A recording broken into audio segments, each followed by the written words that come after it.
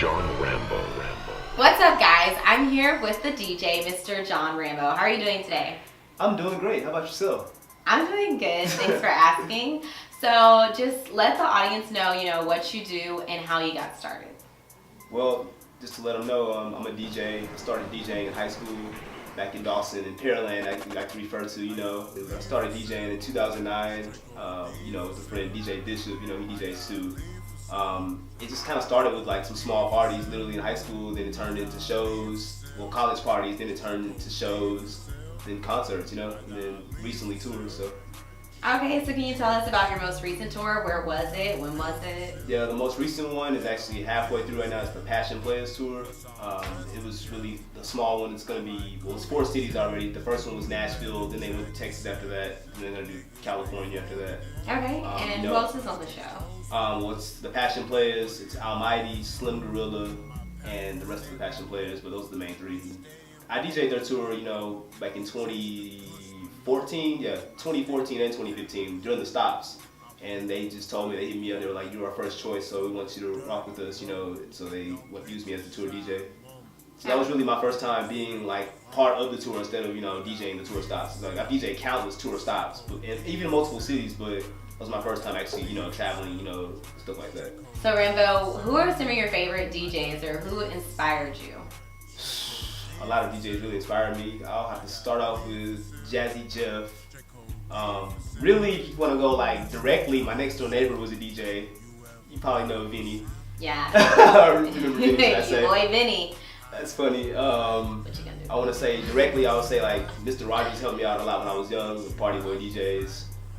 Slow Boogie, a lot of the Party Boy DJs that were older looked out for me.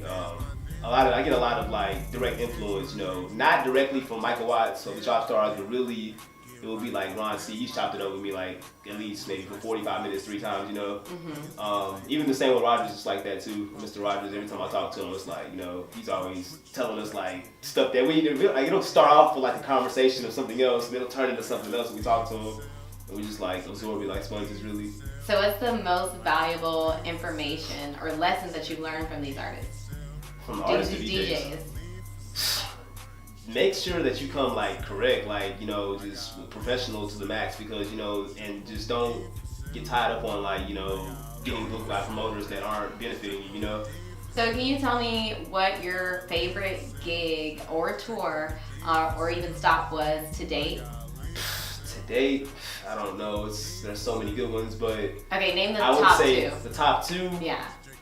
If I just set it up like in moments ever, I would have to say Lean Pizza 2014 South by Southwest.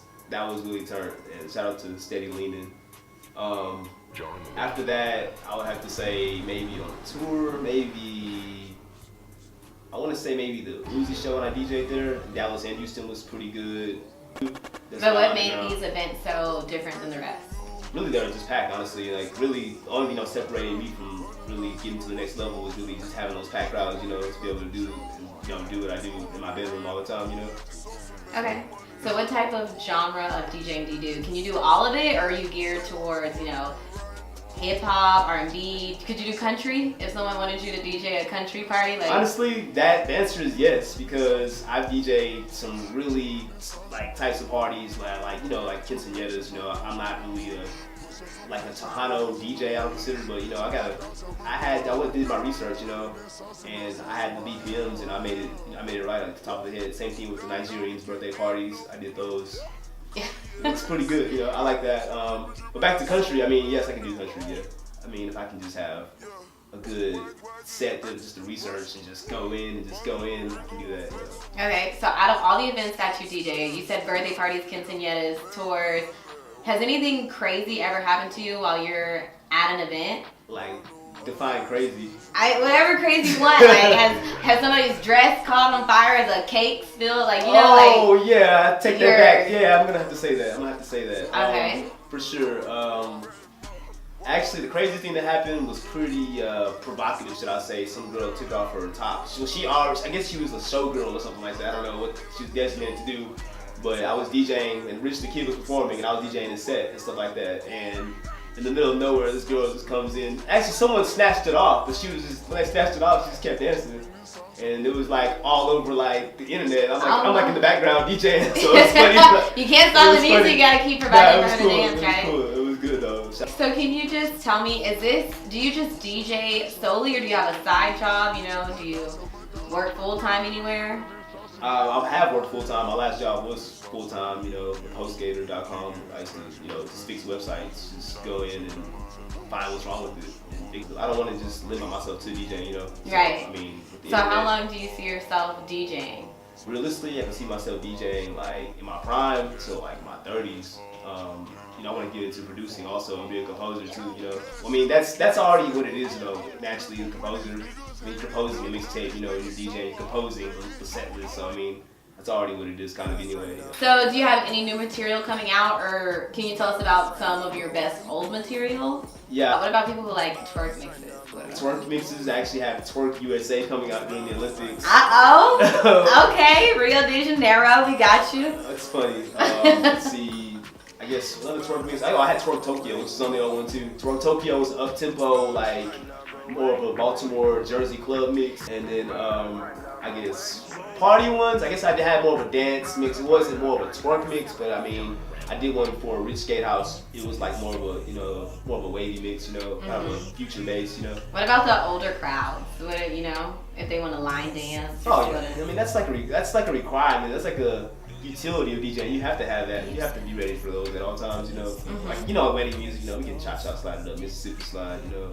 So Rambo, what's currently out? Like, what are people listening to right now? Right now on SoundCloud, people are listening to mostly, and it's been a you know, full coverage with DJ Scion from Cream, Maxo's DJ. It's a good collab. We got number 2 coming out, and then after that, a couple weeks after that, I dropped Oxley Champ, which is the Pokemon theme one, Sludge Edition. You know, had all the Sludge Pokemon, the coughing ones, wheezing, all them. And after that, we came out with the controversial, so I say, Her Summer, which is actually a trilogy. It's gonna have his summer to go with it. I mean, it's got Usher, a classic Usher song on there. It's funny. I like it. So when will his summer be dropping? His summer could be dropping any day now. Okay. It's already done actually. Okay. The artwork's done. Everything is good to go. We just working on a last couple cherries on top type of thing, you know. Right. But Alright. pop any cherries, you know. Okay, well, thank you so much for taking the time out of your day to interview with me. Y'all stay tuned because his summer could be dropping any day now. And thank you so much, Rambo.